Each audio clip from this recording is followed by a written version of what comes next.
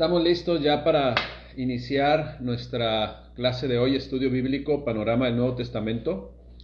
Panorama del Nuevo Testamento ya 3, con este curso de ya la tercera parte, Panorama del Nuevo Testamento, terminamos lo que es todo el Nuevo Testamento. Hoy vamos a hablar acerca de Segunda de Pedro. Esta carta, Segunda carta de Pedro, tiene 3 capítulos solamente. Se fue escrita alrededor del año 67, 68 después de Cristo. A diferencia del anterior, ¿no?, que fue en el 50 y tantos. Entonces estamos hablando casi de 18 años después, esta segunda carta de Pedro. Sin lugar a dudas, el apóstol Pedro es el escritor, el autor es Dios. Por ahí utilizó también a un amanuense que le ayudaba a escribir lo que Dios le iba marcando. Y así está confirmado precisamente que él fue el escritor. En 2 de Pedro 1:1 dice lo siguiente: Simón Pedro, siervo y apóstol de Jesucristo, a los que habéis alcanzado por la justicia de nuestro Dios y Salvador Jesucristo una fe igualmente preciosa que la nuestra. Y luego ya en el capítulo 3, versículo 1, dice: Amados, esta es la segunda carta que les escribo, y en ambas despierto con exhortación vuestro limpio entendimiento. Se dice que esta carta fue escrita desde una prisión de Roma. Pedro ya a estas alturas con más de 70 años, su frase aparece en esta carta: estoy próximo a morir. Y la tradición afirma que Pedro fue crucificado de cabeza en Roma. Segunda de Pedro 1:13 dice lo siguiente, precisamente aquí es donde menciona esto: pues tengo por justo, en tanto que estoy en este cuerpo, el despertaros con amonestación, sabiendo que en breve debo abandonar el cuerpo, como nuestro Señor Jesucristo me ha declarado. En la versión Biblia lenguaje sencillo dice así: mientras yo viva, creo que es mi deber recordarles todo esto. Nuestro Señor Jesucristo me ha permitido saber que pronto moriré.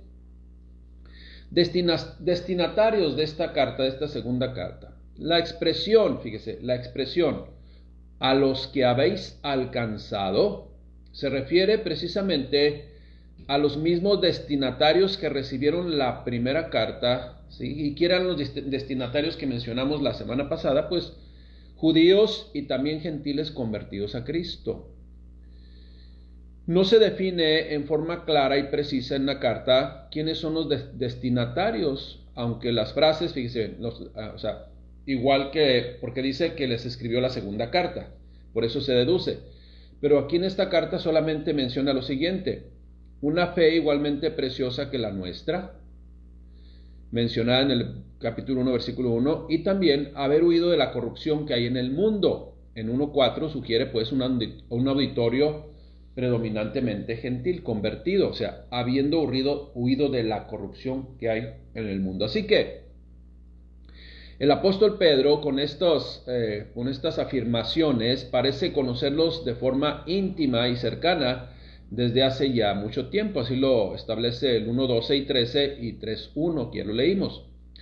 Y afirma que esta es la segunda carta que les escribe. Esto hace suponer que Primera de Pedro fue precisamente esa primera carta, y en consecuencia es el mismo auditorio formado por los mismos hermanos de aquella primera carta. Los puntos tratados en la primera y segunda carta presentan ciertas similitudes en cuanto a temas. Entre primera y segunda de Pedro, todo lo que se exhorta a un judío podrá ser dirigido también a un gentil. ¿Qué personajes se mencionan aquí en segunda de Pedro? Bueno, pues los falsos maestros, hace mucha referencia a los falsos maestros. Y también menciona, pues, el mismo Pedro en su salutación, y también menciona y refiere al apóstol Pablo. ¿Cuáles son las doctrinas que vemos en esta segunda carta de Pedro? Insisto, una vez más, falsos maestros que, de acuerdo a la palabra de Dios, que entre más tiempo pase antes del regreso de Cristo, pues habrá más falsos maestros, cada vez más. También otra doctrina que vemos en esta segunda carta de Pedro es la inspiración de las Escrituras. La inspiración de las Escrituras, ¿sí? El carácter cristiano y, como hemos visto, el regreso de Cristo también. Algunos, más que frases, siempre ponemos algunas frases icónicas. Hoy más que frases son versículos, frases que conocemos, que hemos escuchado y que son importantes mencionar. Segunda de Pedro, por ejemplo, 1:8. Porque si estas cosas están en vosotros y abundan, no os dejarán estar ociosos ni sin fruto en cuanto al conocimiento de nuestro Señor Jesucristo. Fruto, testimonio. Ahora, ¿cuáles cosas? Son las cosas mencionadas en los versículos 5 al 7. Es una lista de características que un cristiano, como cristianos, debemos de tener. Es virtud, conocimiento, dominio propio, paciencia, piedad, afecto fraternal, amor. Esas son las características que todo cristiano debemos de tener. En 2 de Pedro también vamos a llamarle versículo o pasaje icónico es 2 de Pedro 1:19. 2 de Pedro 1:19. Tenemos también la palabra profética más segura, a la cual hacéis bien en estar atentos como a una antorcha que alumbra en lugar oscuro hasta que el día esclarezca y el lucero de la mañana salga en vuestros corazones. Entendiendo primero esto, que ninguna profecía de la Escritura, compréndase, ninguna palabra de la Escritura es de interpretación privada, porque nunca la profecía fue traído por voluntad humana, sino que los santos hombres de Dios hablaron siendo inspirados por el Espíritu Santo. Esto es, ninguna escritura es de interpretación privada, es que fue una enseñanza humana o fue una perspectiva humana. Y también debemos hacer su interpretación a la luz de toda la escritura. Porque cuando vimos bibliología, pues vimos que todo el grupo de escritores de la Biblia durante todo ese tiempo, pues no se contradice. Esto quiere decir que el autor es el mismo, Dios a través de su Espíritu Santo. En 2 de Pedro 2:1 también otro pasaje icónico dice lo siguiente: pero hubo también falsos profetas entre el pueblo, como habrá entre vosotros falsos maestros, que introducirán encubiertamente herejías destructoras, y aún negarán al Señor que los rescató, atrayendo sobre sí mismos destrucción repentina, tan repentina como el regreso de Cristo, ¿verdad?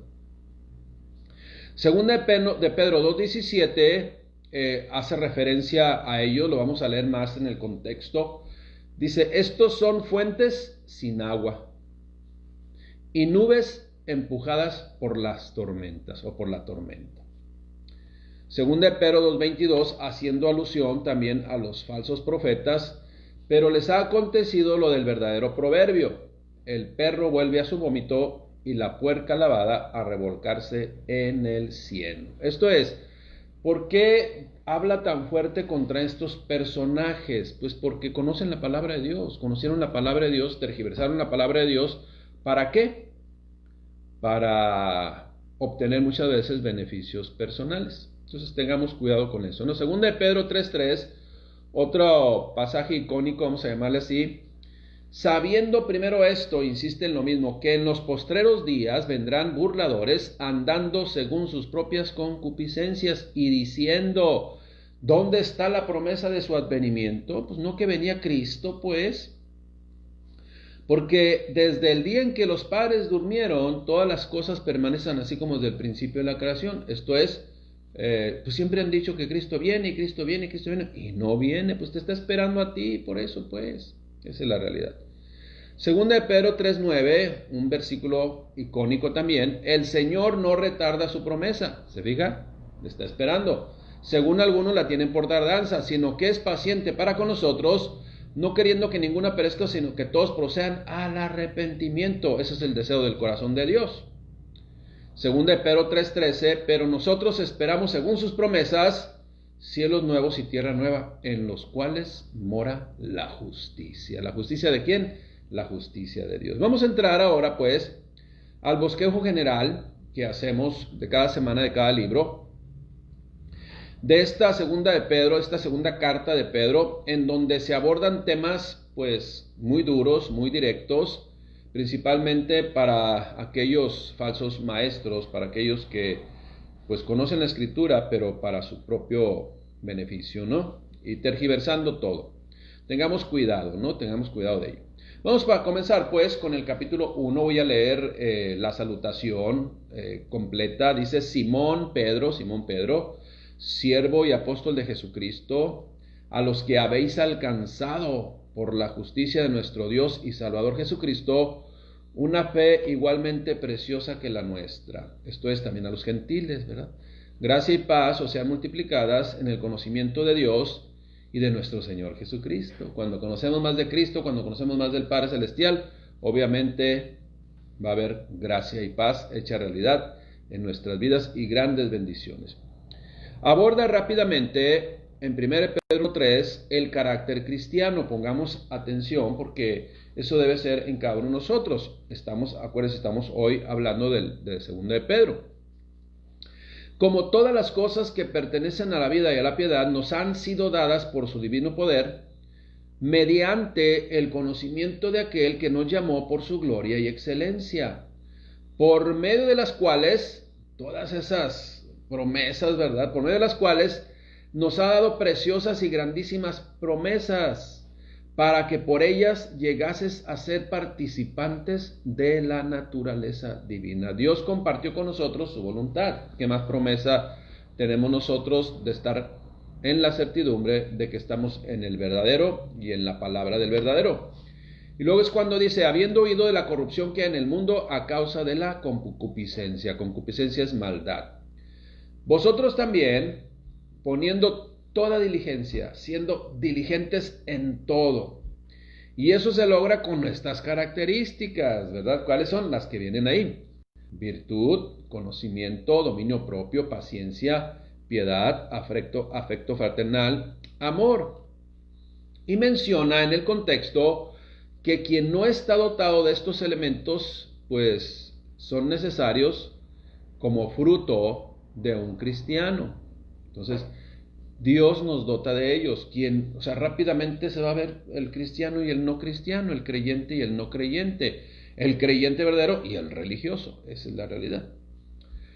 En Pedro 1:9 dice lo siguiente: pero quien no lo hace así es como si estuviera ciego. Si ya la palabra de Dios en su palabra nos dice que tenemos que tener esas características, determinadas características, y en otros libros, en otras cartas nos agrega, nos complementa otras características, y aún así las ignoramos, pues dice, es como si estuviera ciego y olvida que Dios le ha perdonado todo lo malo que hizo. Hermanos, Dios los ha elegido para formar parte de su pueblo, y si quieren serlo para siempre, deben esforzarse más por hacer todo esto.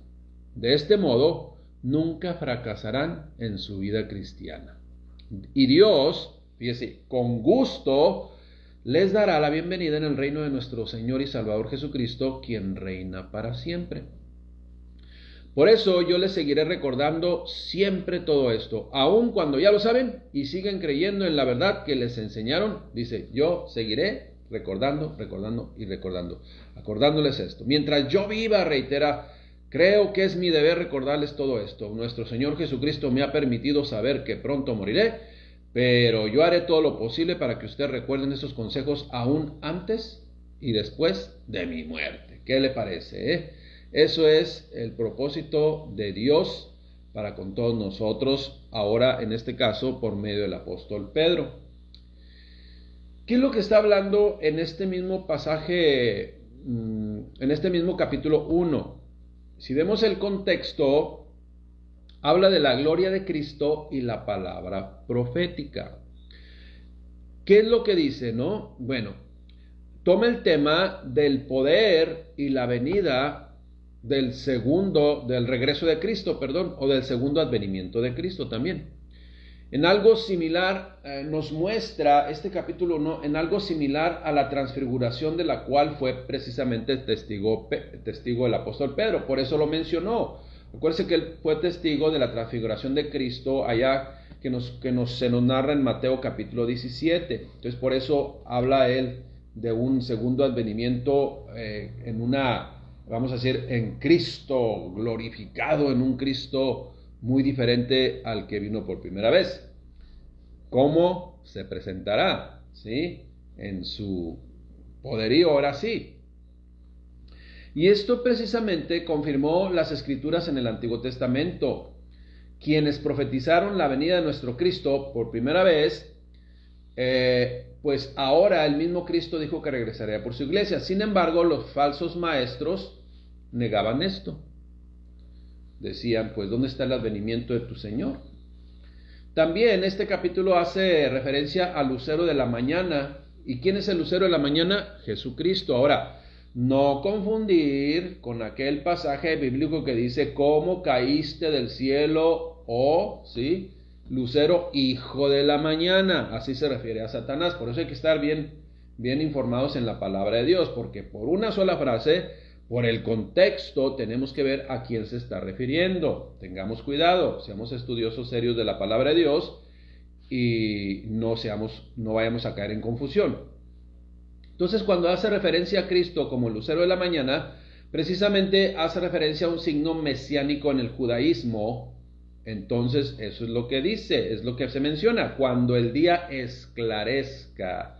Y cuando el día esclarezca, precisamente alude al retorno de Cristo, y es cuando se complementará o se completará la revelación de Cristo en nuestros corazones. Sigue diciendo también, tenemos la palabra más profética o más segura y profética más segura.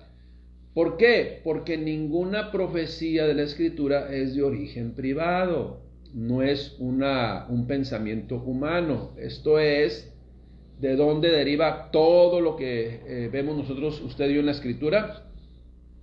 Pues precisamente del corazón de Dios, revelada a esos santos hombres de Dios por medio de su Espíritu Santo.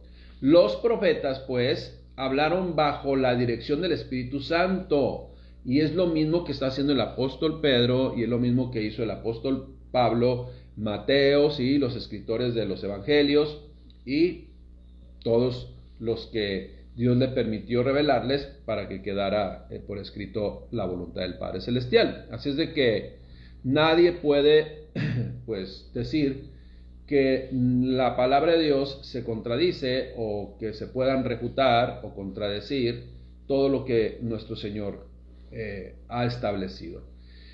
Acuérdense, si nosotros nos ponemos a altercar contra Dios, pues primero que nada no somos creyentes, esa es la realidad, y el creyente pues tiene un justo, vamos a llamarle una justa retribución.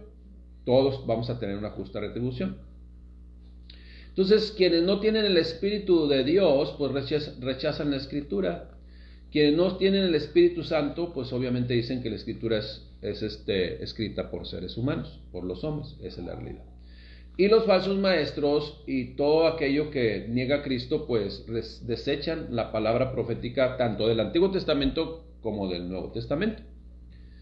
Eso es lo que vamos a ver usted y yo en el capítulo 1 de 2 de Pedro.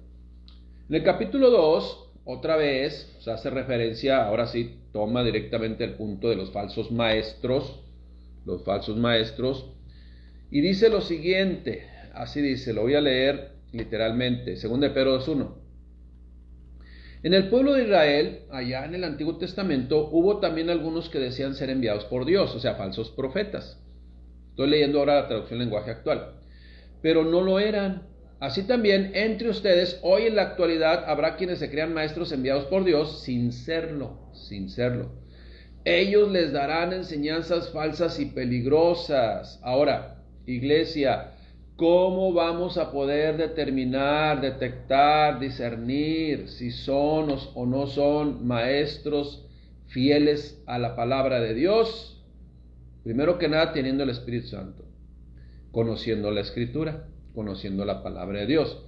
Si alguien le dice, no, es que tú no puedes leer la Escritura, es que le quiere engañar, así de sencillito. O sea, si alguien te dice, oye, ¿sabes qué? Pues tienes que pagar impuestos. ¿Cómo? No, yo te digo cómo. No vayas a leer la ley, no van a leer la ley ni cómo pagar los impuestos, ¿no? Porque yo te voy a engañar y ahora sí que te voy a hacer fraude, te voy a cobrar más y puras de esas, ¿no? Entonces, eso es lo que sucede con pues las falsas religiones y los falsos maestros que te van a prohibir leer la escritura para que no te enteres de la verdad de Dios.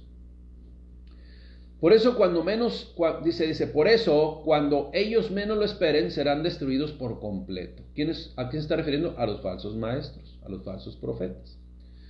Mucha gente vivirá como esos falsos maestros. ¿Por qué? Pues porque les van a creer. Qué importante, iglesia, que nos adentremos en la palabra de Dios. Mucha gente vivirá como esos falsos maestros, haciendo todo lo malo que se les antoje. Por culpa de ellos, la gente hablará mal de los cristianos y de su modo de vivir. Esos falsos maestros desearán tener más y más dinero y lo ganarán enseñando mentiras. Pero Dios ya decidió castigarlos desde hace mucho tiempo y no se salvarán de ese castigo. Así de sencillo. En la segunda carta de Pedro, iglesia, se alerta contra los inmorales, contra los codiciosos, contra los falsos maestros que manipularán a la gente para tratar de alcanzar sus propios objetivos egoístas. El Nuevo Testamento enseña que la era de la iglesia se caracteriza por la proliferación de maestros del engaño y que sus actividades se incrementarán en los postreros tiempos. O sea, cada vez más habrá más engañadores. En esta parte de la escritura del capítulo 2 conviene leer este pasaje completo. ¿Por qué? Porque le tengo que hacer dar una explicación del por qué menciona estos puntos, ¿no? Es bien importante que pongamos atención y veamos por qué menciona estos puntos. Tres aspectos importantes que menciona. Segunda de Pedro 2:4 dice, fíjese, haciendo alusión a los falsos maestros y a aquellos que se conducen pues de una forma incorrecta. Porque si Dios no perdonó a los ángeles que pecaron, sino que arrojándolos al infierno los entregó a prisiones de oscuridad para reservarlos al juicio, para ser reservados al juicio. Ahora, ¿por qué está diciendo? Porque primero toma el punto de los ángeles. Bueno, este pasaje o esta que acabamos de leer del capítulo 2, versículo 4, hace alusión a que habrá un juicio inevitable e ineludible, iniciando con la condenación de la primera rebelión acontecida en el mundo espiritual. O sea, está diciendo, todo va a tener su justo juicio, ¿sí? Iniciando con el ambiente espiritual, huestes espirituales de maldad, todos ellos que se quisieron rebelar, que fueron engañados por el engañador, ¿sí? Por su padre el diablo, pues que será condenado y todos van a tener juicio, dice, sino que arrojándolos al infierno los entregó a prisiones de oscuridad para ser reservados al juicio. Entonces Dios no perdonó a los ángeles, fíjese, en el ambiente espiritual. Entonces este pasaje o esta frase hace alusión precisamente a lo espiritual. Sigue diciendo, ahora incluye o toma el punto del mundo físico. Y si no perdonó al mundo antiguo, sino que guardó a Noé, pregonero, frase clave, pregonero de justicia, con otras 7 personas, trayendo el diluvio sobre el mundo de los impíos. Impíos es maldad, de los incorrectos, de los malos, apartados de Dios. Ahora, ¿a qué hace referencia precisamente ahora? Primero, a la cuestión de los ángeles, ¿sí? Y luego, ahora, hace referencia a Noé, pero con una palabra, pregonero de justicia. Esto es, está haciendo referencia a la predicación del mensaje. Esto es, que Noé apercibió de todo lo que Dios había dispuesto a hacer a esas generaciones que estuvieron, ¿sí?, junto con él y que escucharon el mensaje de la predicación del mensaje de Dios.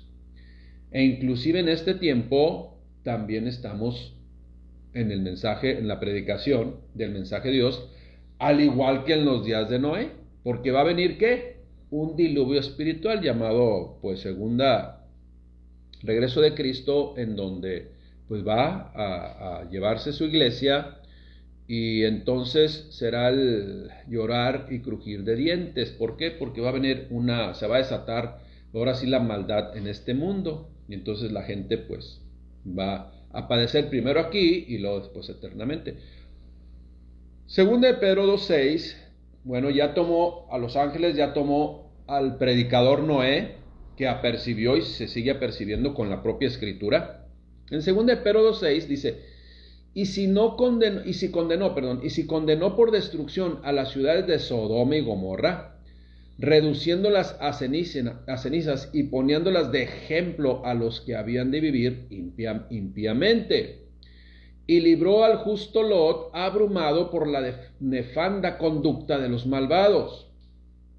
Porque este justo, dice, que moraba entre ellos, afligía cada día su alma justa, viendo y oyendo los hechos inicuos de ellos. Ahora, ¿a qué hace alusión ahora la palabra de Dios por medio de Pedro? Hace alusión precisamente a que hay personas, o sea, nos está dando testimonio de que sí se puede vivir conforme a la voluntad de Dios en un mundo totalmente caído. Porque lo dijo, lo comprueba. Ahora sí que Lot lo hizo, ¿sí? Lot lo hizo y libró al justo Lot, ¿sí? Entonces, y eso lo pone, por ejemplo, nada más en esta parte de la escritura.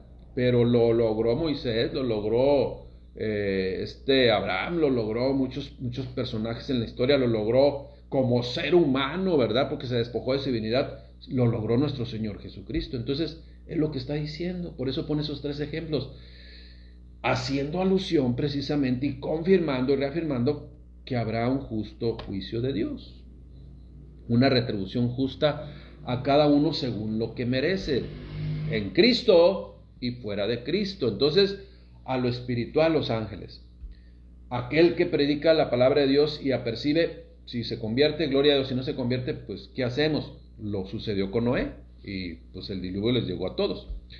Y en este caso también, pues el testimonio de los actuales ahorita que estamos viviendo, estamos demostrando que se puede vivir conforme a la voluntad de Dios. Bueno, por eso dice, y si castigó a los ángeles, se castigó a los que no hicieron caso omiso al mensaje del evangelio, y a aquellos que también vieron el ejemplo de personas que sí vivieron conforme a la voluntad de Dios. Bien. Segunda de Pedro 2:9 dice lo siguiente: sabe el Señor librar de tentación a los piadosos y reservar a los injustos para ser castigados en el día del juicio. Vienen las 2 retribuciones. Y mayormente a aquellos que, siguiendo la carne, andan en concupiscencias e inmundicia y desprecian el señorío.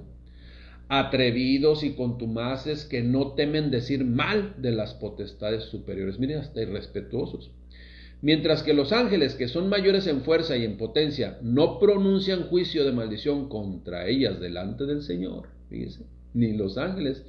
Pero estos, hablando mal de cosas que no entienden, como animales irracionales nacidos para presa y destrucción, perecerán de su propia perdición. Fíjese, sigue hablando de los falsos maestros, de la gente que conoce y prefiere vivir fuera de la voluntad de Dios.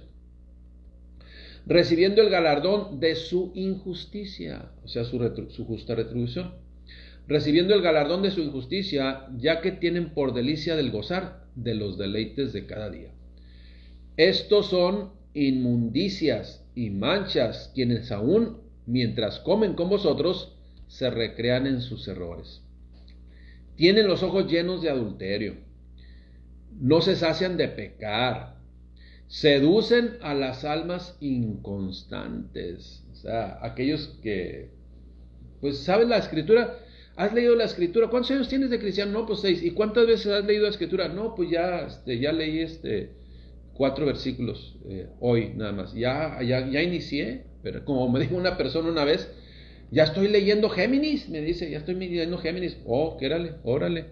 Ahí me dice cuando llegue a Piscis, ¿no? Esa es la realidad. No se conoce la escritura y hay tiempo de ser edificados en la escritura. Bueno, hoy es el tiempo, iglesia, hoy es el tiempo para seguir edificándose en la escritura. Bien. Tienen los ojos llenos de adulterio, no se hacen de pecar, seducen a las almas inconstantes, tienen el corazón habituado a la codicia y son hijos de maldición. Han dejado el camino recto y se han extraviado siguiendo el camino de Balaam, hijo de Beor, el cual amó el premio de la maldad, dice, y fue reprendido por su iniquidad. Pues esa muda bestia de carga, hablando con voz de hombre, refrenó la locura del profeta. ¿Se acuerdan de la burra de Balaam, no?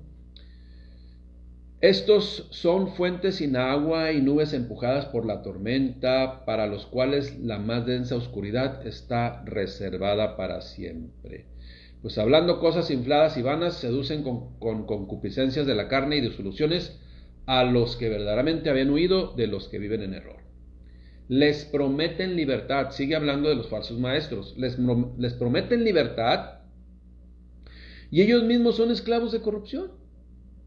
Porque el que es vencido por alguno es hecho esclavo de lo que le venció. Ciertamente, si habiéndose ellos escapado de las contaminaciones del mundo por el conocimiento del Señor y Salvador Jesucristo, se enredan otra vez con ellas y son vencidos. Su postrer estado, dice, viene a ser peor que el primero. Esa es una frase que también es muy conocida. Y luego dice el 21, porque mejor les hubiera sido no haber conocido el camino de la justicia, que después de haberlo conocido volverse atrás del santo mandamiento que les fue dado. Iglesia, los falsos maestros, habiendo experimentado el poder de la salvación de Cristo, ahora lo rechazan. De ahí que se hayan regresado a su anterior estilo, pues, de vida, corrupto, en una condición y una conducta, como dice la palabra de Dios, el postrer estado será peor que el primero. Los creyentes, pues, que caen en la apostasía, porque ya hemos explicado el término apostatar. Cuando la palabra de Dios habla de apostasía, habla de apostatar, son aquellos que sí conocieron, que sí fueron salvos y renegaron del camino de Dios. No se puede aplicar apostasía a un no nacido de nuevo. ¿Okay? Tuvo que haber sido nacido de nuevo para apostatar. Si no ha nacido de nuevo, no puede apostatar porque no ha conocido la verdad. ¿Okay? Ahí tengan en cuenta ese término. Los creyentes, pues, que caen en apostasía, rechazando deliberadamente la muerte y resurrección de Cristo, se encuentran en una posición mucho más trágica que los inconversos paganos. Esa es la realidad. Segunda de Pedro 2:22 es con donde termina este capítulo 2. Pero les ha acontecido lo del verdadero proverbio. El perro vuelve a su vómito y la puerca lavada a revolcarse en el cieno. ¿Qué es en el cieno? Pues el lodo cenagoso, del cual fueron rescatados primero y otra vez ahí se echaron el clavado voluntariamente. Nadie los aventó.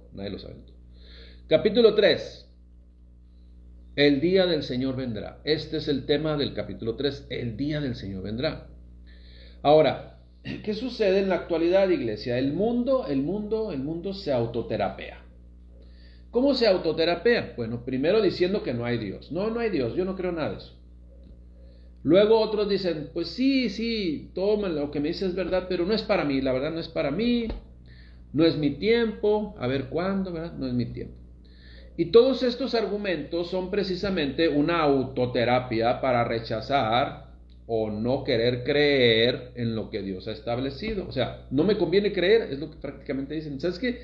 Yo sé, pero no me conviene creer. Ahora, si le conviene o no le conviene creer, no va a cambiar nada.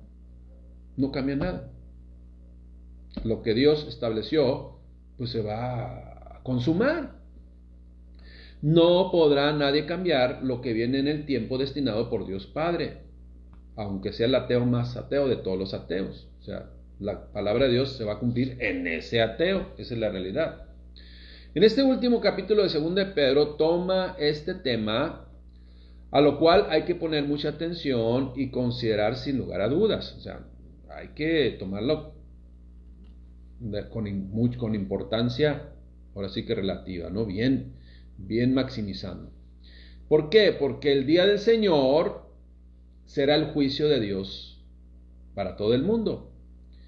Aquí se menciona precisamente como referencia el regreso de Cristo. Menciona en esta parte del capítulo 3, la segunda venida de Cristo será sorpresiva, será terrible para quienes no creen en Él. Fíjese, quiero que ponga atención en esto. La segunda venida de Cristo, el regreso de Cristo, será sorpresiva y terrible para quienes no creen en Él. Pero para los hijos de Dios no nos tomará de sorpresa. Y además es algo que la iglesia, el verdadero creyente, está anhelando. Esa es una realidad. Vamos a leer el capítulo 3. Solamente tiene 18 versículos, lo voy a leer completo, haciendo algunas explicaciones. Pero si usted lee el libro, todo el libro de 2 de Pedro, pues tiene 3 capítulos, le va a invertir como 2 minutos a cada capítulo. Son en 7, 8 minutos, ya leyó todo el libro de 2 de Pedro. Vamos a leer solamente el último capítulo completo. Amados, dice, esta es la segunda carta que les escribo y en ambas despierto con exhortación vuestro limpio entendimiento, para que tengáis memoria de las palabras que antes han sido dichas por los santos profetas. O sea, les voy a recordar una y otra vez, ya lo enfatizamos. Y del mandamiento del Señor y Salvador dado a vuestros apóstoles. Sabiendo primero esto,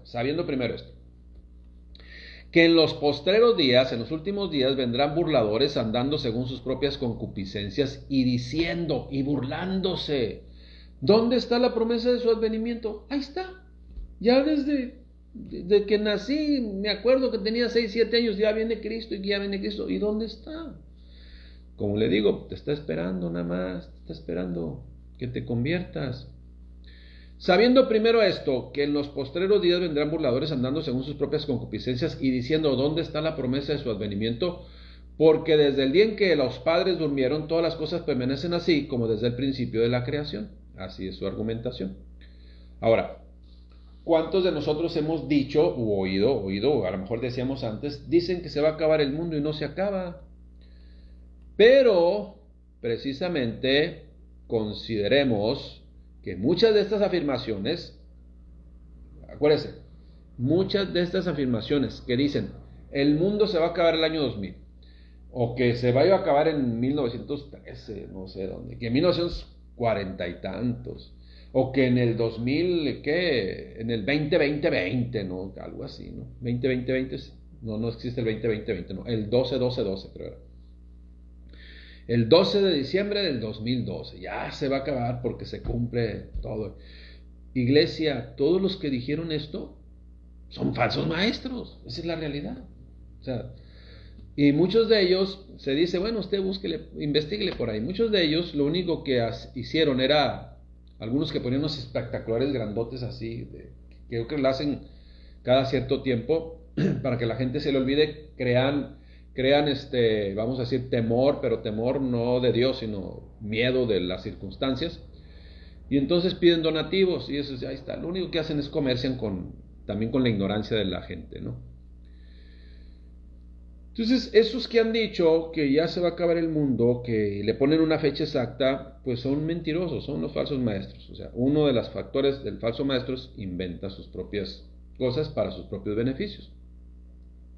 Según de Pedro 3:5 dice, estos ignoran voluntariamente que en el tiempo antiguo fueron hechos por la palabra de Dios los cielos, y también la tierra, que proviene del agua, y por el agua subsiste, por lo cual este mundo entonces pereció anegado en agua.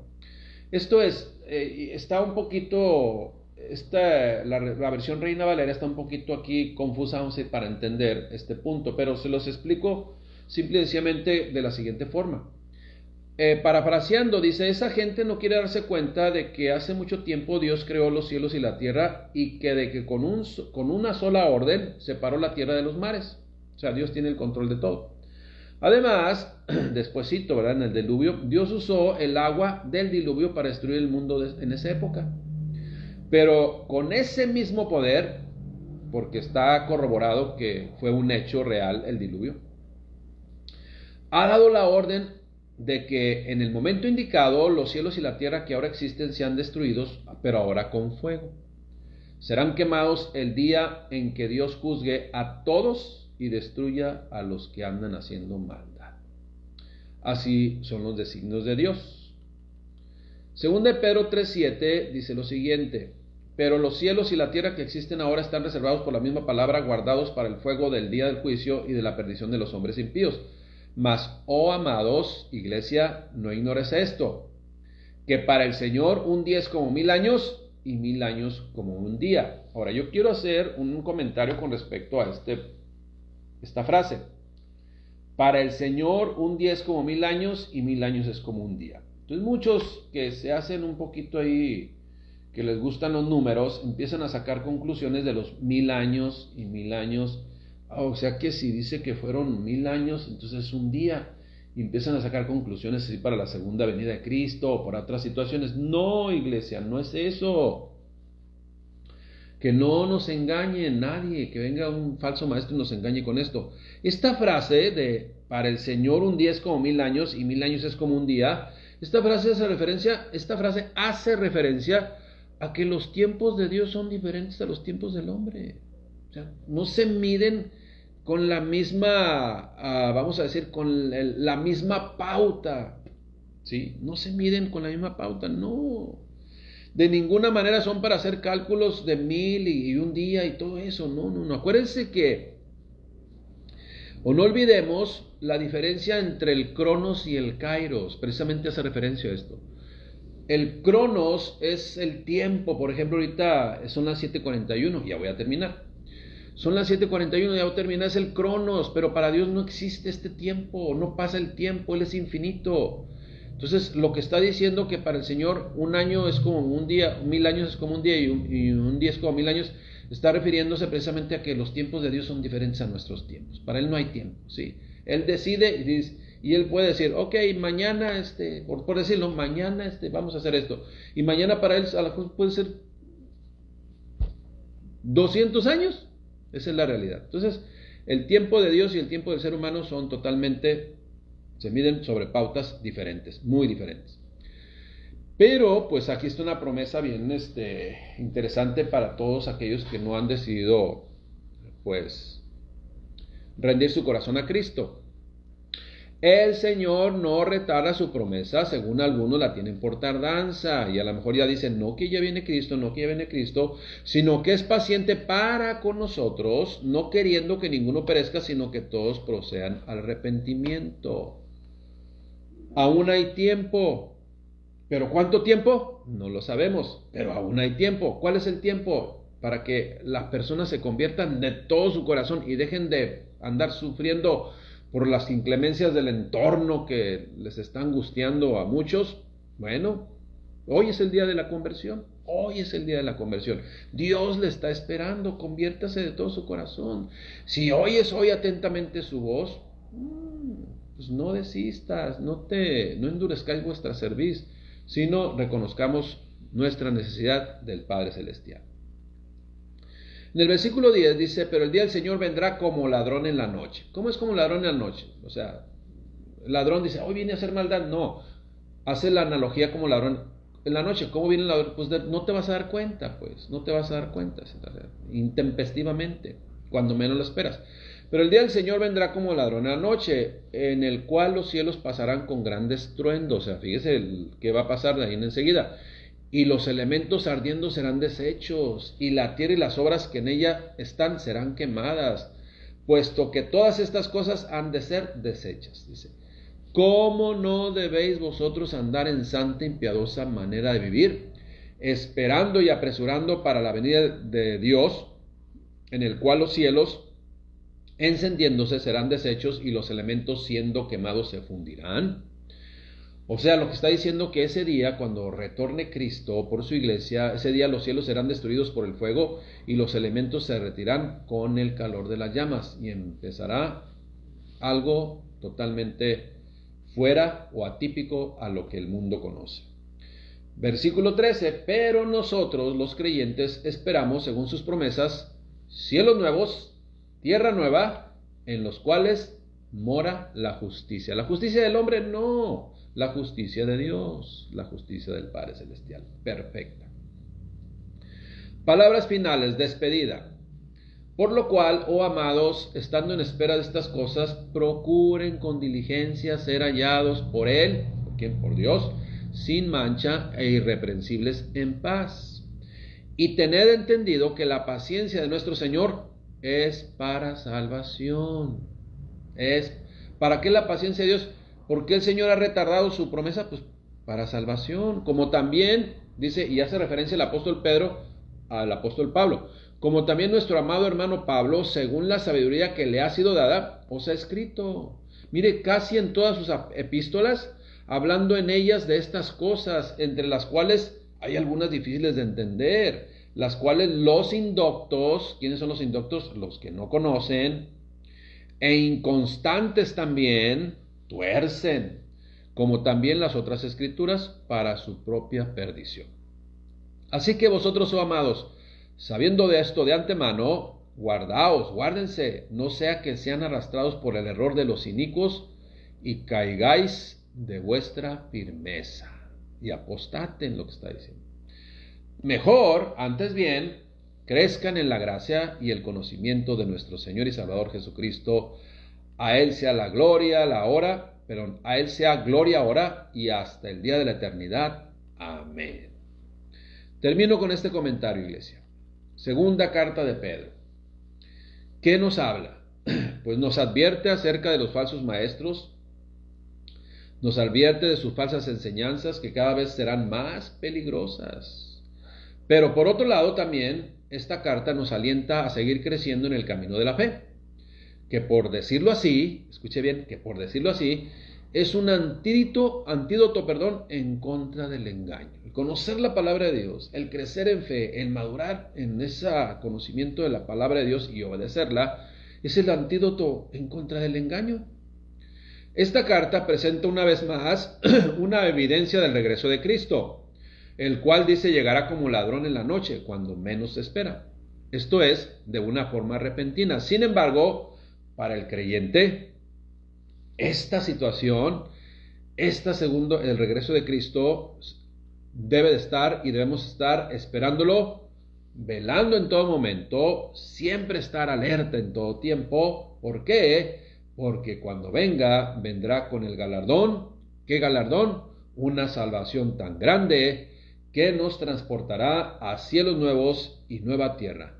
Lo cual, repito, única y exclusivamente será realidad en Cristo Jesús.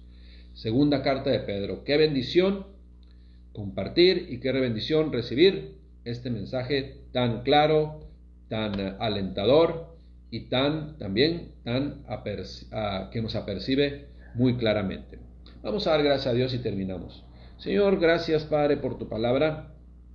Gracias mi Dios por todo el conocimiento que tú compartes con nosotros a través de tu escritura, de tus designios que dejaste, mi Dios, pues plasmados con letra, para que nosotros podamos estar completos, seguros, siempre, Señor, caminando de tu mano. En el nombre de nuestro Señor Jesucristo te damos gracias por tus bondades, misericordias, paciencia que tienes todavía con algunos, Padre. En el nombre de Cristo Jesús te damos gracias, de bendito. Amén. Damos gracias a Dios. Bendiciones, iglesia. Un abrazo. Que Dios les llene de sabiduría todos los días.